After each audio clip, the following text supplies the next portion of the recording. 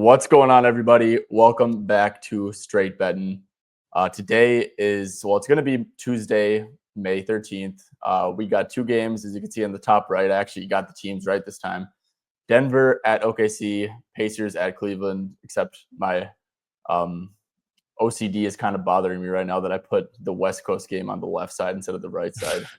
But anyways, we got resident Cav expert, and Joel, I swear, every time we record, we're just talking.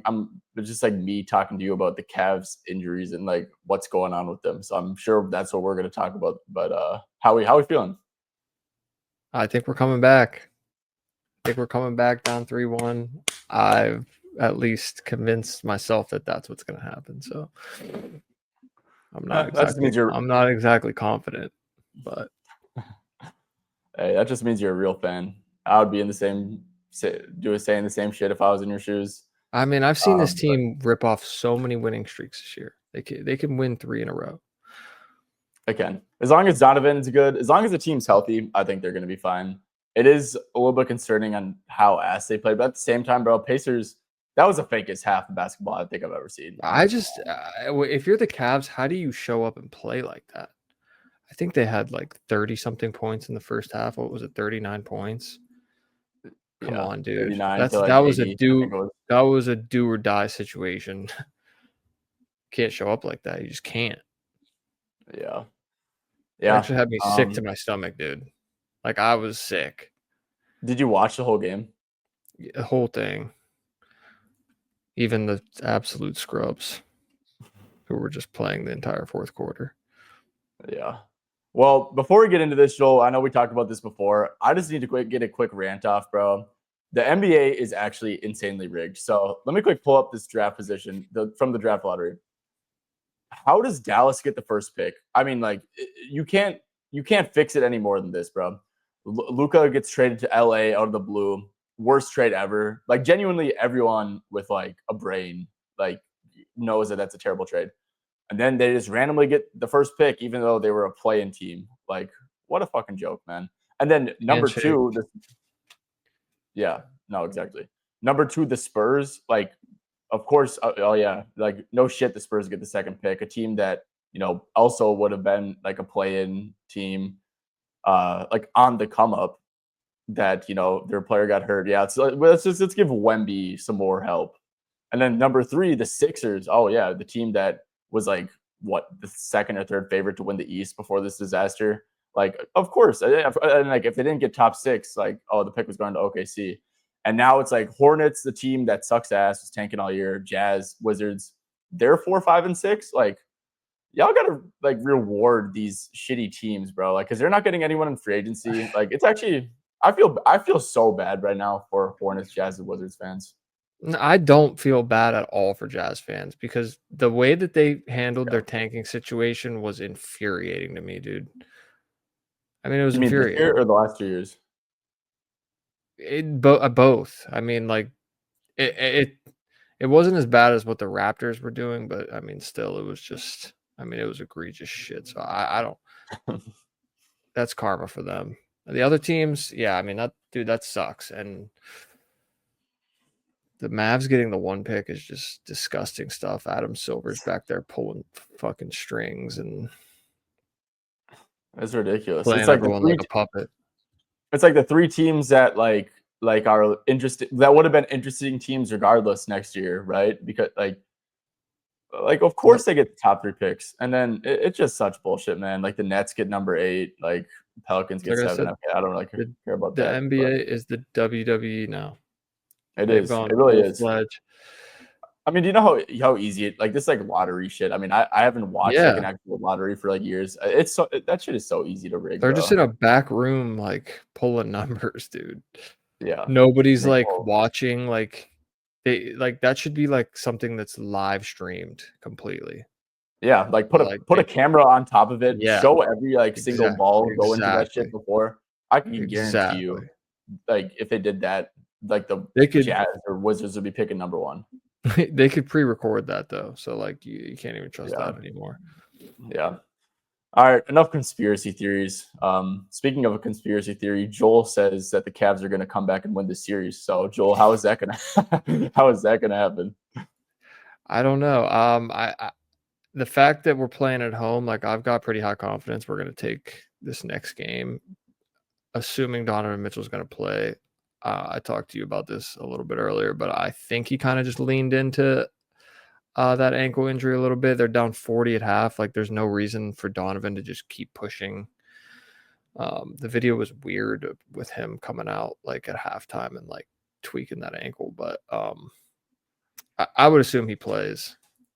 And yeah, I think we take this game, and then it's all the pressure's on Indy at that point to beat the Cavs in Indianapolis.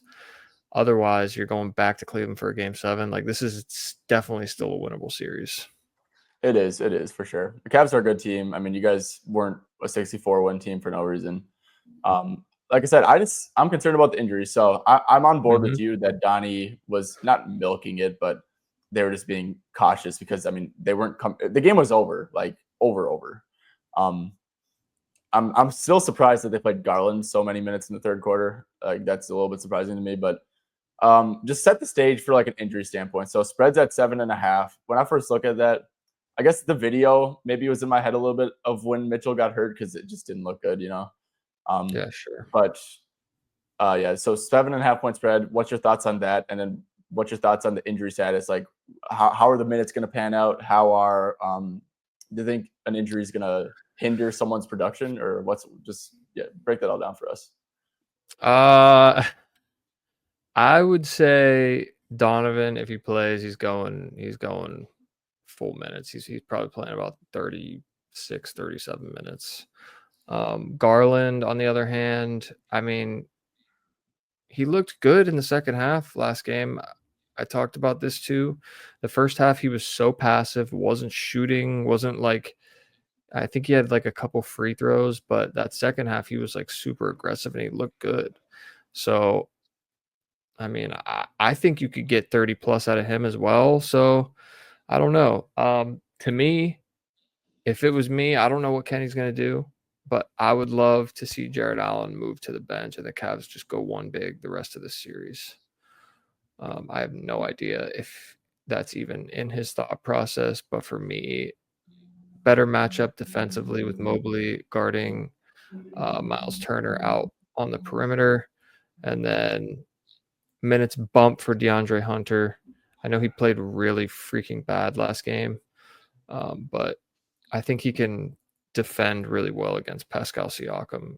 So I like the matchup defensively, and I like their ability to score the ball more with that lineup as well. Yeah. No, I'm in complete agreement with that, man. I mean, I think the zone kind of masked Allen's weaknesses when it was like working like a charm in game 3. But if the zone's not going to work, I don't think Allen's going to work. And, you can only play zone for so long, especially against a team that like has, 5 capable shooters on the floor. So yeah, I'm actually in agreement with that. So looking at the lines for Jarrett Allen, I'm seeing like a 26.5 PRA. Does that just feel like way too high to you? Like I said, this is what I would do personally. I honestly don't know what Kenny's going to do. I could totally see him still just rolling with Jared Allen. Jared Allen was super effective in the game before that. I mean, he was like ripping down offensive rebounds and stuff. So yeah, like I said, I don't know if he's going to commit to that. I know Max Strus very safe for minutes. Garland and Mitchell safe for minutes. Mobley obviously is going to be really safe for minutes. And then it just comes down to, is it going to be Allen? Is it going to be Hunter? If I was them also, like I'd be running a lot more 3-guard lineup. I think they had a lot of trouble last game because they were like running a lot of ISO ball. And I would like to see lineups with Jerome, Merrill off the floor, and then like going like 3 guards who can handle the ball more. But these are the things I would personally like to see. Like I said, I have no clue what Kenny's going to do though. Yeah, I definitely agree with you on Hunter. I think a lot of that stuff's probably game flow too. And if like the Pacers are relaxed, and if the Cavs are like in demon mode, then Allen's probably going to have a pretty good game, especially if they get up early and stuff. Maybe the zone's working a little bit. But yeah, I mean, also I guess there's a world out there where like Mitchell doesn't even play, and all this shit just goes out the window. But I think that's DeAndre pretty Hunter unlikely. at 10.5 points is kind of a nice look. Yeah, I agree. What about DG? Do you think we're going to see like 38 minutes from DG? I noticed that he keeps on getting in foul trouble though. Yeah, and I don't know if that's because he just can't move that well laterally right now with his toe. So he's kind of like, grabbing a bit more and stuff. But I don't know if we get 38. I'd put him in like the 33 to 35-ish as like his peak. Yeah. Okay, cool. So I guess Cavs stuff overall summary. What stuff is like intriguing to you? Hunter overs, intriguing to me. I could definitely make a case for Mobley overs. He's just got to be better, dude. He was really, really poor last game, but I honestly think he just has a nice matchup against them. Yeah. Mitchell, just like don't overthink it. Mitchell, I mean, and then Mitchell, yeah. I mean, it's a do or die situation. 27.5 for Donovan Mitchell was like he was shooting. He was shooting bad last game. They did definitely adjust though. Like, and I know you talked about this on your stream before, and you expected them to adjust. They were sending a lot more help his way on his drives. So I'm sure that's something we'll see more of. He only had 3 potential assists, so not really something I'm looking at there. But yeah, like they're gonna go as Donovan goes. So 27.5 in a do or die situation, I think is definitely a fair play. Yeah, I think I'm just gonna keep an eye on Mitchell. Look at like the videos of his pregame warm up. I might not even place a bet until like I see him moving pregame. But yeah, it's confusing as hell out here, man. I mean, the Cavs are just like all over the place. I think you really just kind of gotta wait till pregame warmups and stuff. I think the Allen unders look makes a ton of sense, but I totally get what you're saying about him dominating. And I mean, like we saw look how dominant the Cavs looked in Game 3, and then the Pacers. Like that, I wouldn't just like come out with this like, oh, the Pacers are like a way better team and stuff like that. So no, yeah, for sure not. It's weird how these series work. It's like one team will get a win, the other team just plays with their hair on fire the next game, and the other team just kind of takes their foot off the gas. It's like it's a weird psychological phenomenon that happens like within these series. But hopefully this game it's the Cavs playing with their hair on fire. Yeah. We can move down to some Pacer stuff, and just at first glance, man, I mean, some of these props feel like ridiculously low. The books are like completely. It's like almost like the books are expecting like the Cavs to play with their hair on fire and just like play the best defense in the world. Because, I mean, Hallie at 16.5, Siakam at 16.5, Turner at 14.5. Siakam at 16.5 is insanely interesting. Yeah, Siakam, I really thought was due for a good game yesterday, and he did, but he only played 21 minutes. So yeah, it's like 26.5 PRA for Siakam feels like absurdly low. I guess it's just like a fear of like the zigzag stuff, man. Like what if the Cavs just blow them out? Like that would not be surprising whatsoever. And yeah, man, I'm not a fan of this game at all. I like so much stuff for the next game. I'm about to go on a fat ass gap sesh, but what about Pacer stuff for you, man? I think that Pascal's lines are way too low, but that's kind of I agree. I agree. I think the Cavs have to find a way to deal with Miles Turner. Miles Turner has been an absolute problem for them.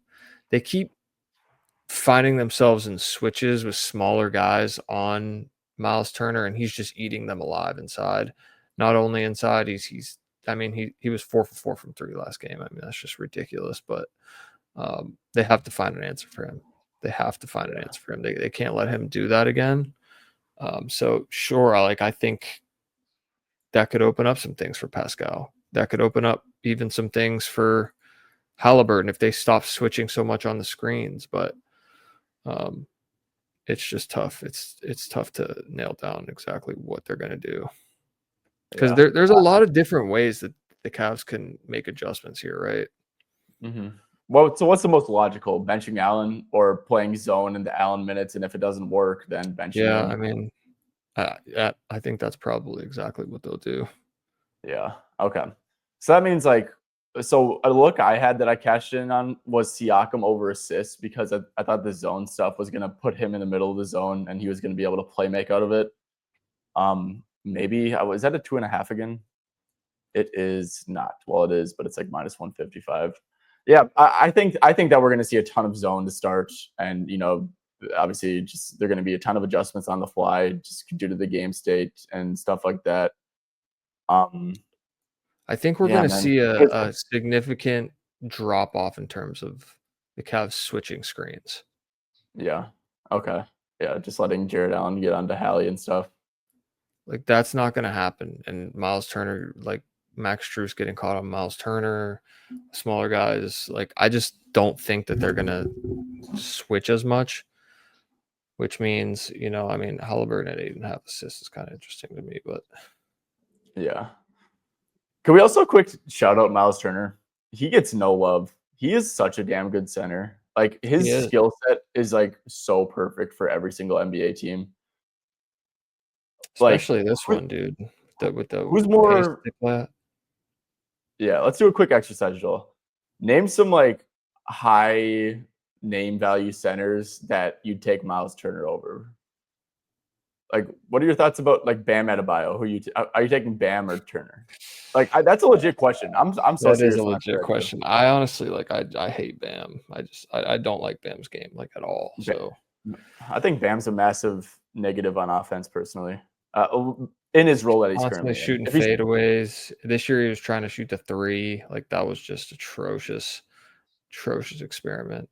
I'll take Turner too. I'm not even kidding. Would you rather have Miles Turner or Jared Allen? Miles Turner. I'd rather have Miles Turner than Rudy Gobert. I'd rather have. I'll say it without a doubt, though. And I'm a Rudy guy. I'll stand for Rudy. I'm a Wolves guy. I'd take him over Rudy in a heartbeat. I could this off. Imagine how good both of our offenses would be with Miles Turner. I mean, like seriously. The problem with Miles is just like the fouls. Right? Yeah, like he's consistently in foul trouble. Yeah. Okay. Well, let's move on from this game, man. So leans are Mitchell overs. Just make sure how he's moving. Jared Allen unders think are viable, but just know that if it comes out, the game. I think it's safer to play Hunter overs versus Allen unders, just because I think that his role can only expand. While Allen's can shrink, but I think his can also like just sit and stay the same. Yeah. Yeah, no, for sure. I like that. What else? Okay, Siakam overs make sense. It's just like a numbers play, man. His line is ridiculously low. Yep. What about let's take a quick look at we think that there's a chance that like the zigzag theory comes in, and maybe we're just being optimistic, but like if we think that there's a decent chance that the Pacers get blown out, we should probably like have a best Pacers under, to look at. What would that be for you? Like Neesmith, maybe? Just role player on the road. He shot the piss out of the ball on the road, but good question, because some of these are low. Yeah, I think Matherin's kind of eating the Cavs up. I would stay far away from that. Probably. It really depends on how the Cavs play defense, but yeah, Halliburton. Yeah, Hallie's lines are ridiculously low too, man. 16.5 and 8.5.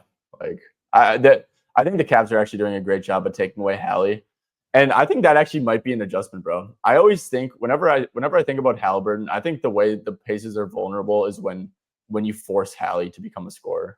Dude, please try to make Hallie score. Yeah, so maybe that could be an adjustment, and it's like okay.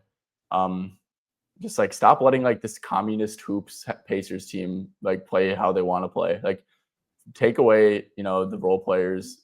Really just try to bait Hallie into, floaters and pull up threes and keep the other team out of rhythm. I know that's tough to do because they have a really good offensive system, and it's like, yeah, it's easier said than done. But I think that would be my game plan: is do whatever I can, just like try to switch everything. Maybe put Mobley out there on Hallie, get Jared Allen off the court because he can't stay in front of him, and that's going to lead to like overpassing, catch and shoot threes, and stuff like that. Yeah, man, I don't know. I think that would make sense personally, but yeah, okay. So let's move on to the next game, Denver OKC. Joel, I have a lot to say about this game, man. OKC is 10.5-point spreads. OKC has been missing so many open threes. It's actually ridiculous. Going back to OKC, this is going to be the game where Denver's defense caves and looks like shit. And look, man, they're not going to miss these wide open threes forever. So my first lean, man, Shai Gilgeous-Alexander over 7.5 assists. And oh my gosh, this was plus 124 10 minutes ago. Now it's plus 105. But anyways, Joel, he has had 21 potential assists, 17 potential assists in only 30 minutes because they won by so much. 24 potential assists and 19 potential assists. That's because no one can shoot. Going back to OKC, man, this is the spot. I love Shai's assists. I love his rebounds and assists, whatever way you want to slice it. And parlaying off that, man, I love like a cool little Shai 10 assists, Lou Dort 4-3 lotto. I typed it in before he came here. It was around plus 1,000. Okay. Lou Dort's going to get left wide open, Joel. I think personally, I would bench him down the stretch for Caruso. I think Caruso is a better player. But, Joel, Lou Dort over 2.5 first quarter points. I think he might get up like 3 or 4 threes in the first quarter just because he's going to be that wide open. Like I said, he's going back to OKC, role player at home. I love Dort over 2.5 first quarter points. What's your thoughts on I like that? Dort. I like that a lot. I definitely like the Shai assists. Like, you just can't argue with those numbers. Those potential assist numbers are just ridiculous. Yeah. Most of Shai's assists, I think, do come to 3-point shooters. So not exactly like the highest quality shots, but like those numbers are ridiculous. Like you can't argue with that. And yeah, Dort, he's just been shooting. I mean, the 2 for 10 was horrible. So yeah, like this is a nice bounce back spot. Role players always play better at home. So I like that as well. Yeah. All Denver's doing is literally just like doubling the shit out of Shai on drives, like aggressive help, like to the point, like I said, they're leaving people literally wide the hell open for 3. And it's like Dort, it's Caruso. You could sell me on Caruso over 7.5 points. Well, volume's been great. So yeah, I mean, that's just what's going to happen, man. It's Hartenstein's going to get those little floaters that he likes to take. And that's where all of Shai's assists are coming from because they're literally, Jokic is like just camping in the mid-range area. So it's like if the only clean shots Shai's are getting is step back threes and stuff like that. Rest of that stuff, Dort wide open, Caruso wide open, Wallace pretty much wide open. Wiggins is kind of getting some good looks.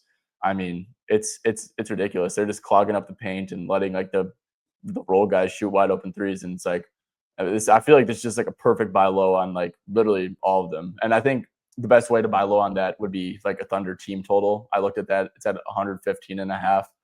I don't really bet those, but just like off principle. But then Shai assists because Shai's the one they're helping off of. They're leaving guys wide open. That's why Shai's getting all these potential assists. And like I said, man, one of these games, the threes are going to fall. I'd like to play into it. Like I said, the 10 assists for Shai. He could so easily do that if people just make shots. And same with Dort, man. But yeah, I like the Dort. Oh, sorry, you go. And the strategies worked to a T too. Like 92 points for the Thunder last game. Like it's not like they're going to go away from that. So yeah. Yeah, for sure. Yeah, no, for sure. But you said you do like that Dort first quarter look? I do. Yeah, I mean, he's playing solid minutes in the first quarter, 8 minutes. I think the last couple. So yeah, I mean, to hit a 3. Yeah, 1 for 5 in the first quarter. He's gotten up at least 2 threes every first quarter of the series. Yeah, and like I said, just back at home, and that's why I just love the spot so much. I think a blowout is very live. Unfortunately, 100%. I agree. Like, so Denver unders, except for I will say this: I really like someone else who's going to be left wide open. Russell Westbrook over 10.5 points. I'm a big fan of that, man. If Denver gets down big, it's not going to be like massive minutes for like the other guys. And if like they're coming from behind, Russ is 100% going to be on that court. Also, just like when they get down, one thing I've noticed, like Denver kind of loses structure on offense, which means that like Russ is just like out there, like, high usaging it up, jacking shit. He's going to be wide open. Yeah, man. I love Russ here too. I think that Russ is a great look. He shot 2 for 12 last game, 2 for 9 from deep. The 2 games in OKC though, he did have 18. He had 19. Yeah, Russ over 10.5. It's like plus 100 at FanDuel. I'm a big fan of that as well. What are your thoughts on that? Yeah, no, I like that as well. The minutes of late are a little bit concerning just because Michael Porter Jr.'s, he's getting that big minutes bump because he played really well, and I think they do need his shooting. Yeah. But yeah, like I could definitely get behind that as well. Yeah, and I just think that there's baked in upside if if the Nuggets do get down. Like if the Nuggets get down Sure. early, I think that benefits Russ a lot more because you need to like play fast. You need like those energy players. I'm almost expecting a blowout here. I don't know about you, but me too. Yeah. OKC's due. If they make shots, it's yeah. gonna be a blowout. Do you like So, Jokic's threes? 2 for 8 I, last game, 0 for 10 the game before, and they're kind of yeah, just I might be galaxy branding this, but I kind of want to wait for this game, and I want Denver to get blown out, and then I want to put like 100 units on him in Game 6. okay. Yeah, I mean, I like that too. Going Yeah, back to Denver.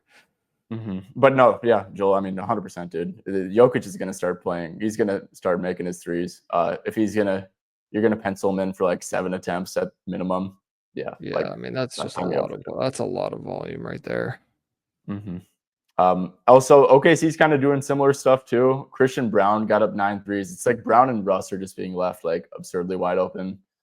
Like I said, Christian Brown might be someone I go back to in Game 6 when he's at home. But Christian Brown being at Yep. 12.5 points too feels like kind of high. Just he's going to have to get there on threes. Like they're going to clog up the paint. He's not going to get those easy backdoor cuts, transition buckets that make scoring easy for him. So He's do been think so that's like good a for little them bit high. too. Yeah, I like Christian. Actually, He's a it's a crazy revelation for them, to be honest. yeah. As well as Aaron Gordon's randomly just becoming an amazing 3-point shooter. Yeah. Oh my gosh, Aaron Gordon's a dog. Yeah, absolute dog. All right, Joel.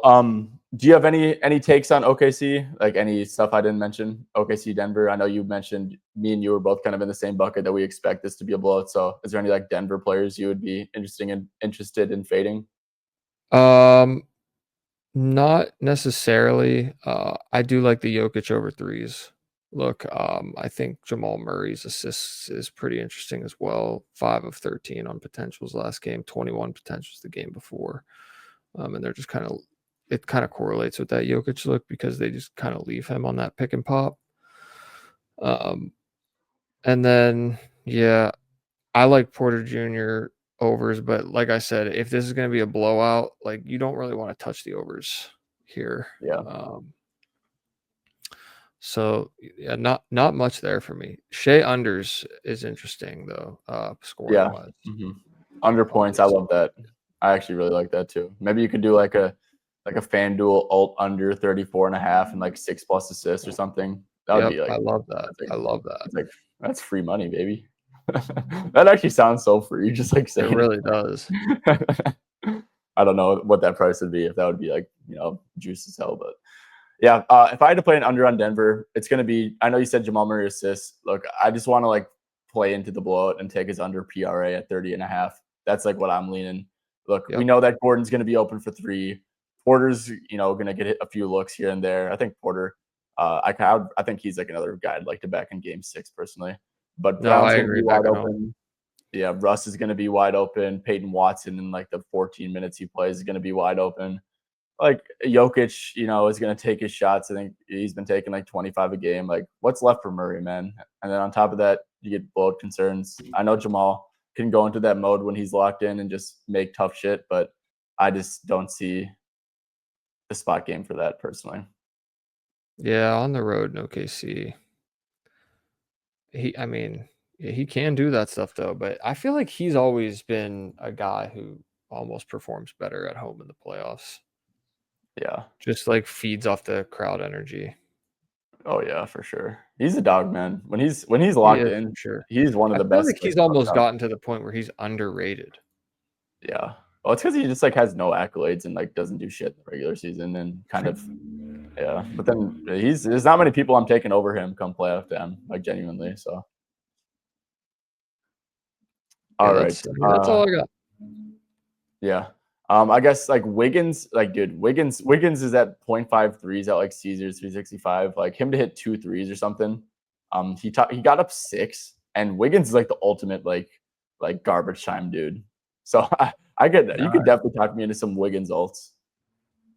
And Joel, maybe I'm crazy saying this, but I think that Wiggins, he played 16 minutes, which doesn't sound like a lot, but his field goal attempts per minute are going to be very good, obviously, with how they're defending Shea and even J-Dub a little bit.